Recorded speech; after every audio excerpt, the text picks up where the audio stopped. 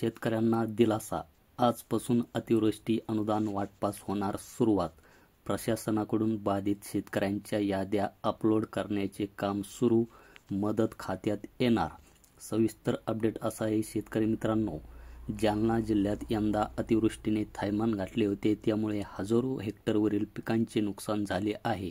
शासनाकडून दिवाळीपूर्वी शेतकऱ्यांना नुकसानीची मदत देण्याची घोषणा करण्यात आली होती, परंतु तांत्रिक अडचणीमुळे दिवाळीपूर्वी शासकीय मदत शेतकऱ्यांच्या खात्यावर जमा होऊ शकली नव्हती. आता दिवाळीनंतर प्रशासनाकडून बाधित शेतकऱ्यांच्या याद्या अपलोड करण्याचे काम सुरू करण्यात आले असून सोमवारपासून म्हणजेच आजपासून शेतकऱ्यांच्या खात्यावर पैसे जमा होण्यास सुरुवात होईल, अशी माहिती निवासी उपजिल्हाधिकारी शशिकांत हदगल यांनी दिली.